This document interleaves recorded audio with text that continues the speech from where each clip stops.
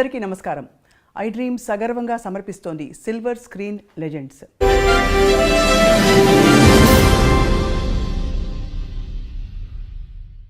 నలభై 45 సంవత్సరాల తన సినీ ప్రయాణంలో పాడిన పాటలు సంఖ్యాపరంగా తక్కువైనా కూడా ఆణిముత్యాల లాంటి పాటలు పాడారు. అన్ని బాణీలని స్పృశించారు. లాలు దర్వాజా లస్కర్ బోనాల్ పండగ, హుషారైన పాట, జోలా జోలమ్మ జోలా, చలాకీ పాట, మాటే మంత్రము, మంచి రొమాంటిక్ మెలడీ, పిబరే రామరసం, భక్తిరస ప్రధానమైన శాస్త్రీయ బాణి, వేదం అణువణువున నాదం, ఎంతో క్లిష్టమైన శాస్త్రీయ బాణిలో ఉండే పాట. ఇవన్నీ పాడింది మనందరికీ సుపరిచిత గాయని శ్రీమతి ఎస్పి శైలజ. అంతేకాదు, తన మాటే మంత్రం అనుకున్నాం కదా, డబ్బింగ్ ఆర్టిస్ట్గా ఎందరికో తన గాత్రదానాన్ని చేసి చక్కగా చక్కటి పాత్రల్ని పండించారు.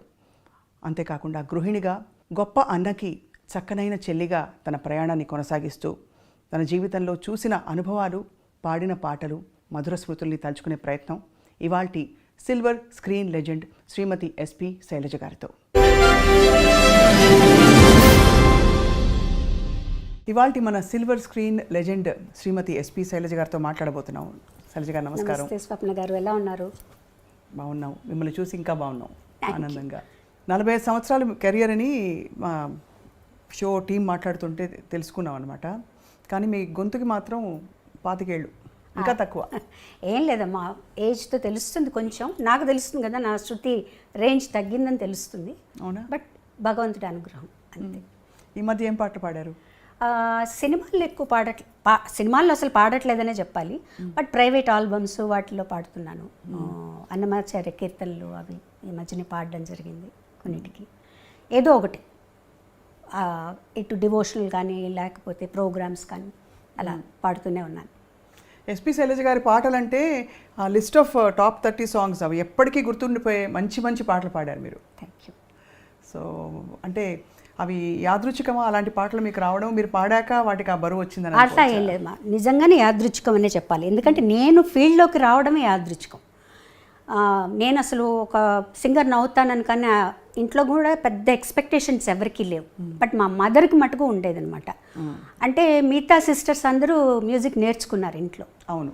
సో అమ్మకి ఏంటంటే ఒక్క పిల్లైనా ఒక్క పాట పాడితే బాగుండే సినిమాలో అని. బట్ నాన్నగారేమో కొంచెం స్ట్రిక్ట్గా ఉండేవారు. ఆడపిల్లలు పెద్దక్కలందరూ నేర్చుకున్నారు మ్యూజిక్. అంటే పాడకూడదా, సినిమాల్లో పాడకూడదా? అంటే స్టేజ్ మీద పాడటం కానీ అవన్నీ లేదు. కావాలంటే ఏదైనా కీర్తనలో పాడుకోండి, ఇంట్లో పాడుకోండి, ఏదైనా ఆరాధనోత్సవాలు జరుగుతాయి, త్యాగరాజస్వామి, అక్కడ పాడుకోండి, అంతే. ఆ లెవెల్లో ఆలోచించేవారు నాన్నగారు. అమ్మకేంటంటే అన్నయ్య పాడుతున్నారు కదా ఆల్రెడీ, ఒక్క అమ్మాయి ఒక్క పాట పాడితే చాలు నాకు అని ఆవిడ ఆశ. సో నా దగ్గరకు వచ్చేటప్పటికి ఏమైందంటే కొంచెం సడలింపు వచ్చింది. అంటే స్కూల్ ద్వారా వచ్చింది. స్కూల్లో కాంపిటీషన్స్లో పాడటం, ప్రైజులు రావటం. అవును. సో అమ్మ అది బాగా ఎంకరేజ్ చేసేవారు. అంటే కాంపిటీషన్స్ వరకు నాన్న ఒప్పుకునేవారు, కానీ ప్రోగ్రామ్స్కి వెళ్ళటం, స్టేజ్ మీద పాడటం ఒప్పుకునేవారు కాదు. నాన్నగారికి తెలియకుండా పంపించేవారు అమ్మ. నేను కూడా అది పెద్ద సీరియస్గా తీసుకోలేదు. ఏదో పాడుతున్నాను తెలుసు, పాటలు నేర్చుకోవడం ఇష్టం. పెద్ద మనకి వెసులుబాటు కూడా ఉండేది కాదు. అంటే టేప్ రికార్డర్స్ అలా కాకుండా నేను రేడియోలో వినడం, అక్కయ్య దాన్ని నాకు చెప్పడం, రాసుకోవటం, అట్లా నేర్చుకున్నాను నేను. ఎలాంటి పాటలు అప్పుడు నేర్చుకునేవి? అప్పుడు ఎక్కువగా సుశీల్ గారి పాటలే అసలు. రేపల్లె వేచను, రాధకు నీ వేర ప్రాణం, ఇవన్నీ అనమాట. నీ దయరాధ, పూజలో సాంగ్స్ అన్నీ సుశీల్ గారి పాటలు, అందరి పాటలు నేర్చుకునేదాన్ని. ఒక పెద్ద చేంజ్ ఏంటంటే అప్పుడు యాదోంకి బారాత్ రిలీజ్ అయింది.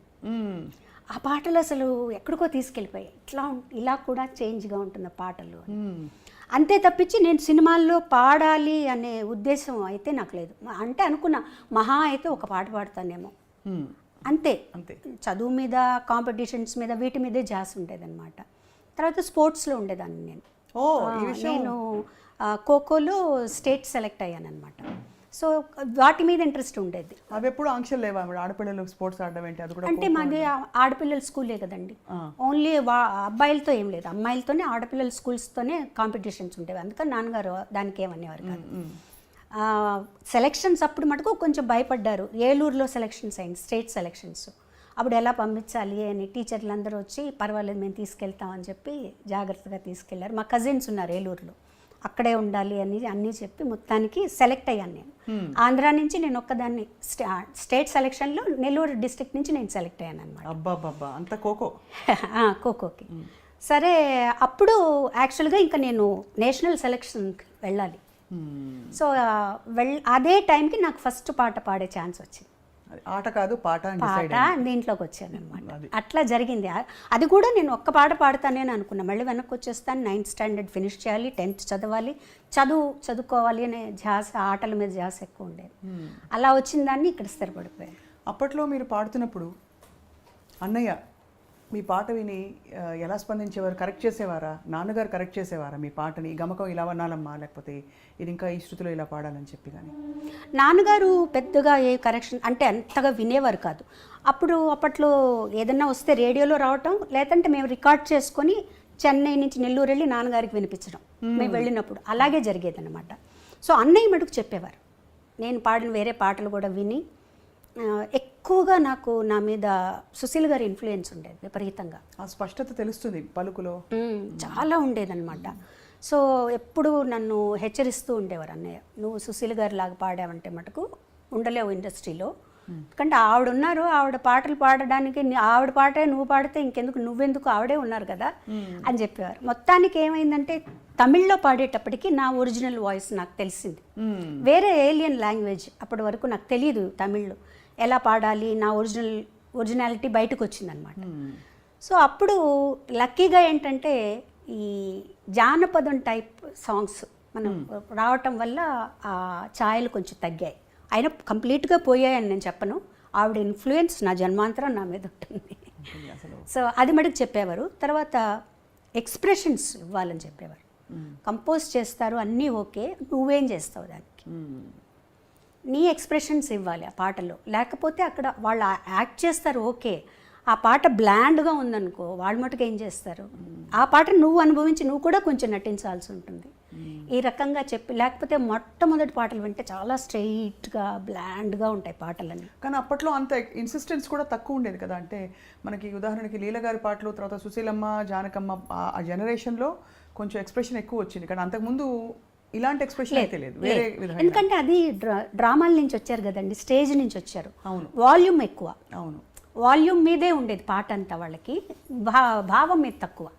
ఒక రకంగా భావం మనకి ఆ భావం రావాలి అంటే ఘంటసాల గారు, జానకి గారి దగ్గర నుంచే వచ్చింది ఆ భావాన్ని తీసుకొచ్చి. సుశీల్ గారి వాయిస్కి భావం అక్కర్లేదు అసలు. ఆవిడ గొంతుకు అలాగే ఏ భావమైనా పలికేస్తుంది అనమాట. సో వాటి నుంచి నెమ్మదిగా దాటుకుంటూ ఎలా దాటుకోవాలి, మైక్ సెన్స్, మైక్ వాయిస్ని ఎంతలా ఉపయోగించుకోవాలి, మైక్ ముందు ఎలా పాడాలి, స్టేజ్లో మైక్ ముందు ఎలా పాడాలి, ఇవన్నీ వీళ్ళందరినీ చూసి నేర్చుకున్నాను. మీరు పాడే టైంకి కూడా ట్రాక్ సిస్టమ్ ఉండిందా, లేక కొంత నేను లేదండి, ట్రాక్ లేదు, లైవ్ అంటే సింగిల్ టేక్ ఆర్టిస్టులు అందరూ కలిసి వాయించడం అంతే. మళ్ళీ ఒక తప్పు చేస్తే అందరూ వాయించారు. చాలా కష్టం అంటే అది ఆ స్కూల్ అలవాటు అయిపోయిన తర్వాత మిగతా చాలా ఈజీ అనిపిస్తాయి. ట్రాక్ పాడడం ఈజీ అనిపిస్తుంది. ఎందుకంటే అక్కడ చాలా జాగ్రత్తగా ఒక 30 పీస్ ఆర్కెస్ట్రా ఉందనుకోండి, పక్కన కో ఆర్టిస్ట్ ఇంకో చోటుకి వెళ్ళాలనుకోండి, ఇవన్నీ దగ్గర పెట్టుకోవాలి మనం. సో ఆ స్ట్రెస్ కూడా ఉంటుంది. అమ్మో నేను తప్పు చేస్తే అంత ఆగిపోతుంది, అన్నీ మొదటి నుంచి మొదలు పెట్టాలి అని చెప్పి చాలా జాగ్రత్తగా. బట్ మీరు బాగా గమనిస్తే వాటికి ఉండే ఏమంటారు ఆ క్లారిటీ, ఆ పాటల్లో ఉండే క్లారిటీ మీకు ట్రాక్ సిస్టమ్స్ అవన్నీ వచ్చేసాక అంత క్లారిటీ లేదు చూడండి. అవును, అది డెఫినెట్గా ఉంటుంది. తర్వాత పోటీ ఉంటుంది, పాడాలి, ఇంకా ఇంప్రూవ్ చేయాలి, పక్క వాళ్ళు ఏం పాడుతున్నారు, వాళ్ళు ఎలాంటి ఎక్స్ప్రెషన్స్ ఇస్తున్నారు, మనం ఎలాంటివి ఇవ్వాలి అనే పోటీ. మీరు వసంత గారు కలిసి పాడారు కదా అప్పుడు ఫస్ట్ సాంగ్, అదే ఫస్ట్ సాంగ్ మీరు కలిసి. యాక్చువల్లీ మీరు హైదరాబాద్ వస్తే మళ్ళీ మిమ్మల్ని తిరిగి కాంపిటీషన్కి వచ్చాను హైదరాబాద్కి, all India some singers competition. మన చిత్తరంజన్ గారే దానికి జడ్జిగా వచ్చారు. ఆ రోజు పాడేసి లక్కీగా నేను వసంత ఇద్దరం పాడేసి ట్రైన్ ఎక్కాము. ఇద్దరు కలిసి పాడారా? లేదు, తను ఒక సాంగ్ నేను ఒక సాంగ్. తనకు ఫస్ట్ ప్రైజ్, నాకు సెకండ్ ప్రైజ్ వచ్చింది ఆ కాంపిటీషన్. తనేమో రారయ్య పోయిన వాళ్ళు అని గాజులకి స్టైల్లో ఒక పాట పాడింది. నేను ఏం పాడానో నాకు అంతగా గుర్తులేదు, రాధకు నీవేర ప్రాణమే పాడాను అనుకుంటానండి. సో అది పాడిన తర్వాత మధ్యాహ్నానికి మాకు అప్పుడు ఫోన్లు ఎవరింటికో తెలిసిన వాళ్ళ ఇంటికి ఫోన్ చేసి అన్నయ్య పిల్లలిద్దరిని ట్రైన్ ఎక్కించి మార్నింగ్ కల్లా చెన్నైలో ఉండేటట్టు చేయమన్నారు అనమాట. సో ఆ కాంపిటీషన్ పాడి ట్రైన్ ఎక్కి వచ్చేసాం. అది 1977 కాదు. 1977 77 కదా? 77 13th ఫిబ్రవరి 14th ఫిబ్రవరి పాడామని. అబ్బా గూస్ బంప్స్ వస్తున్నాయి మీరు చెప్తుంటే, అంటే అంతకాలం క్రితం. సో అప్పుడు లలిత సంగీతం బాగా ప్రాచుర్యంలో ఉంది. అవునండి. విడిగా నేర్చుకోవడం అలా ఉండిందండి? అంటే లలిత సంగీతం అవన్నీ ఏదైనా మంచి పాటలు ఉన్నాయి. ఇప్పుడు కచేరీలు చేసేటప్పుడు అప్పుడు లలిత సంగీతం కూడా పాడేవాళ్ళు.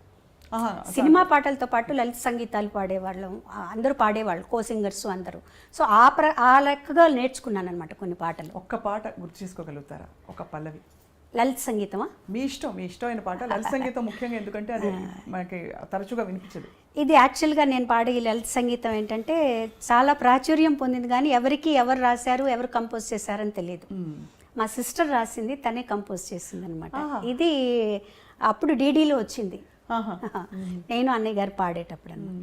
నిన్ను పిలిచాను వెదకి అలిశాను, అయినా కానరాకున్నావు నీవు. నిన్ను పిలిచాను వెదకి అలిశాను, అయినా కానరాకున్నావు నీవు.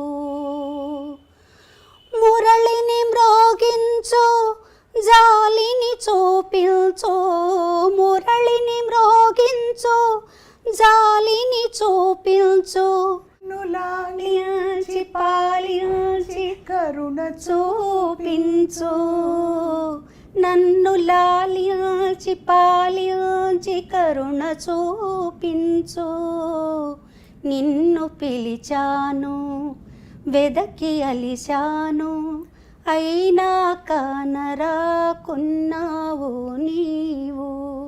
మీరే గుర్తుపెట్టుకున్నారు చక్కగా. ఎంత చక్కటి పాట, ఎలా మర్చిపోతామండి ఈ పాట.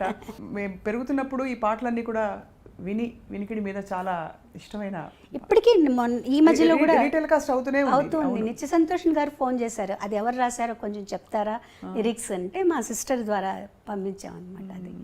సో అలా పాట ప్రయాణం మొదలై మీరు పాటకే ఖోఖో కాదని చెప్పి ఇటు మళ్ళీపోయారు. ఖోఖోని మిస్ అయ్యారా కొంచెం? అయ్యో వెళ్ళి ఆడాలి. డెఫినెట్గా స్కూల్ మిస్ అయ్యాను నేను. అంటే 9th మధ్యలోనే వచ్చేసాను. వచ్చేసిన తర్వాత ఇంకా ఒక తమిళ్లోకి వచ్చేసిన తర్వాత కొంచెం తమిళ్లో ఎక్కువ బిజీ అయిపోయాను నేను. సో అప్పుడు 9th మధ్యలో ఆపేసి రావాల్సి వచ్చిందనమాట. తర్వాత 10th ప్రైవేట్గా రాసి చదివాను. బట్ ఆ స్కూల్ అట్మాస్ఫియర్, కాలేజ్ అట్మాస్ఫియర్ ఇవేవి తెలియవు నాకు. బట్ ఎలా అయినా డిగ్రీ చేయాలని ఒక ఆశ. అవును. తర్వాత మళ్ళీ ఒక 5 years తర్వాత డిగ్రీ ఫినిష్ చేశాను. శైలజ గారు, మిమ్మల్ని ఎప్పుడు చూసినా అప్పటి నుంచి ఇప్పటిదాకా మీరు పాటలు పాడిన తీరు, ఇప్పుడు లాస్ట్ ఇంటర్వ్యూ మనం చేసినప్పుడు చాలా పద్ధతైన పెంపకం కొట్టొచ్చినట్టు కనిపిస్తుంది. ఎవరి ప్రభావం? అన్నయ్య ప్రభావం లేకపోతే నాన్నగారు అమ్మగారు అలా చెప్పించి? ఎక్కువ చెప్పాలంటే అమ్మగారు, ముగ్గురిది ప్రభావం ఉందండి. ముందు అమ్మగారు ఎంత మనకి స్వాతంత్రం ఇస్తారో అంత స్ట్రిక్ట్గా ఉండేవారు. దాన్ని మీరు ఉపయోగించుకోండి తప్పించి దాన్ని నిరుపయోగం చేసుకోకూడదు. నేను ఇచ్చే స్వాతంత్రాన్ని దాన్ని చక్కగా ఉపయోగించుకోండి, అంతేగాని ఓవర్గా ఇవన్నీ ఉండకూడదు. పద్ధతిగా అలా ఉండాలి. ఉదాహరణకి అంటే కట్టుబొట్టు అలాగా? కట్టుబొట్టు అలాగే అంటే ఎంత అమ్మ అంటే, మేము స్కూల్కి వచ్చాక 2 జడలు వేసుకోవడం, స్కూల్లో తప్పనిసరి కాబట్టి వేసుకునేవాళ్ళం. మా అక్కయ్యలు 2 జడలు కూడా వేసుకోకూడదు, 1 జడ వేసుకోవాలి. 2 జడలు కంటే 1 జడ ఇంకా పద్ధతి అలా ఉండేవాళ్ళమాట. మా దగ్గరకు వచ్చినప్పుడు స్కూల్కి కంపల్సరీగా ఇలా కట్టుకొని వెళ్ళాలి, 2 జడలు కట్టుకుని వెళ్ళాలి. సో అది అలవాటు అయిపోయింది, అలా ఉండేది. తర్వాత సినిమాలు కూడా మా అమ్మగారు, నాన్నగారు, మా నాన్నగారు అస్సలు సినిమాలు చూడరు. మా అమ్మగారు బయటికి రారు. ఎప్పుడన్నా ఏదన్నా సినిమా బాగుంది అంటే చూసి ఎవరన్నా వచ్చి చెప్తే ఈ సినిమా చూడొచ్చు అంటే మమ్మల్ని పంపించేవాళ్ళు. సినిమాలు చూడడం కూడా. తర్వాత కొంచెం మా జనరేషన్ వచ్చేటప్పటికి మేము కొంచెం స్వాతంత్రం వచ్చిందనమాట. మా అక్కయ్య వాళ్ళనైతే అసలు కొన్ని సినిమాలకి వెళ్ళకూడదు, ఏంటంటే అందులో వర్షంలో తడుస్తారట హీరో హీరోయిన్. సో అలా ఉండేది. బట్ చదువులో కానీ, ఆటల్లో కానీ, కాంపిటీషన్స్, పాటల్లో కానీ వీటన్నిట్లో ఎంకరేజ్ చేసేవారు. అన్ని కాంపిటీషన్స్కి పంపించేవారు. డ్రాయింగ్ కాంపిటీషన్ దగ్గర నుంచి తర్వాత జనరల్ నాలెడ్జ్ అన్నిటికీ పంపించేవారు అనమాట అమ్మ. ఆ విషయంలో మటుకు ఇది. తర్వాత ఏదైనా స్టేజ్ మీద నేను పాడుతాను అంటే మటుకు వద్దనేవారు కాదు.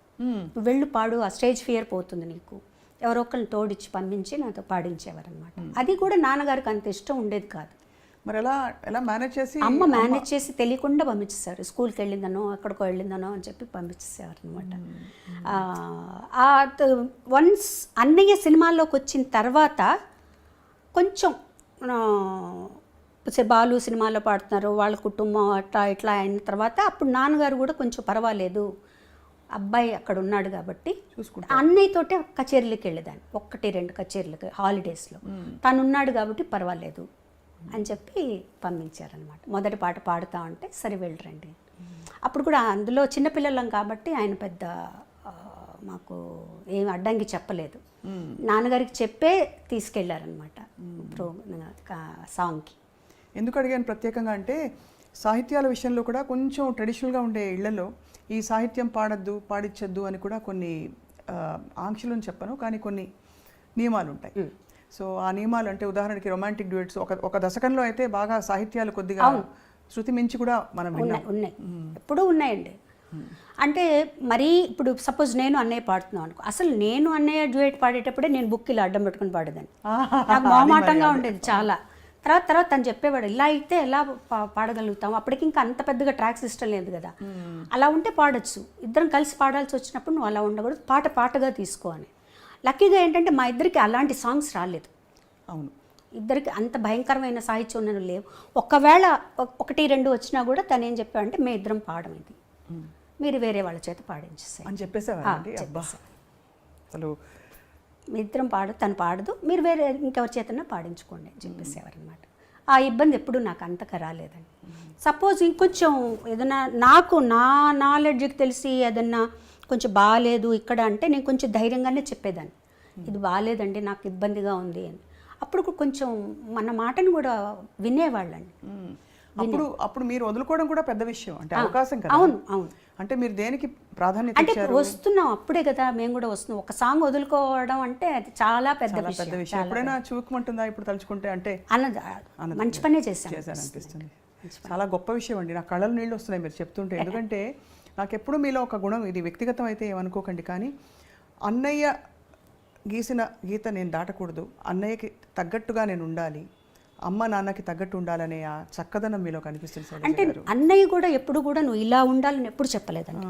తన్ని చూసే మనకు అర్థమైపోతుంది. తన ఒక్క చూపుతో ఇది నచ్చింది నచ్చలేదు అని తను మనం గమనించి చెప్పేసేయచ్చు.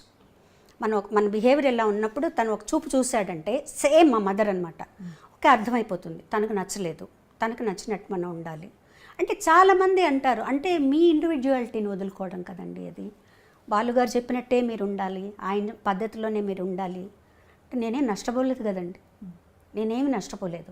నేను ఫీల్ అయితే నాకు స్వాతంత్రం లేదు, నేను ఇలా ఉండాలి అలా ఉండాలనుకుంటున్నాను అలా వెళ్ళాలనుకుంటున్నాను అంటే అప్పుడు నేను బాధపడచ్చు. నాకేమాత్రం లేదు, ఓకే. నేను ఎందుకంటే తను ఎంత కష్టపడుతున్నాడో, తను ఎంత పద్ధతిగా ఉన్నాడో, అందరితో ఎలా మెలుగుతున్నాడో అవన్నీ తన్ని ఇక్కడికి వచ్చాక, చెన్నై వచ్చాక నాకు అర్థమైంది. పెద్ద ఫ్యామిలీ మాది, ఆ ఫ్యామిలీని అంతా తనే పోషిస్తున్నారు. అలాంటప్పుడు తను ఎంత పద్ధతిగా ఉండాలి, ఎంత వర్క్ చేయాలి, డే అండ్ నైట్ వర్క్ చేసేవాడు. తను పిల్లలతో స్పెండ్ చేయలేదని అదని ఇదన్నీ అన్నా కూడా ఇంత ఫ్యామిలీ గడవాలి అంటే తను పిల్లలతో స్పెండ్ చేస్తే అవ్వదు. నేను ఆ ఫీల్డ్లోకి వచ్చిన తర్వాత ఇవన్నీ నాకు అర్థమయ్యాయి మోర్ దెన్, ఎందుకంటే మిగతా వాళ్ళందరికంటే కూడా నేను తనతో ఎక్కువ స్పెండ్ చేశాను. సో నాకు అప్పుడు అర్థమైంది తను నలుగురితో ఎలా ఉంటారు, ఏమన్నా ఏ ప్రాబ్లమ్స్ ఉన్నా అవి ఇంటి దగ్గర. వన్స్ స్టూడియోకి వచ్చేసాక అసలు కంప్లీట్గా బాలసుబ్రహ్మణ్యం ఆ పాటకు చేంజ్ అయిపోతాడు అంతే. సో ఇవన్నీ కూడా ప్రొఫెషనల్గా మనం ఇలా ఉండాలి, ఈ పద్ధతిలో ఉండాలి. మనలో అనవసరంగా ఒక మాట మనం మాట్లాడకూడదు, మన గురించి ఇంకొకళ్ళు మాట్లాడకూడదు అంతే. ఆ పద్ధతి అట్లా అలవాటైపోయింది తనతో ఉండి. మాటే మంత్రము పాట పాడినప్పుడు మీరు చాలా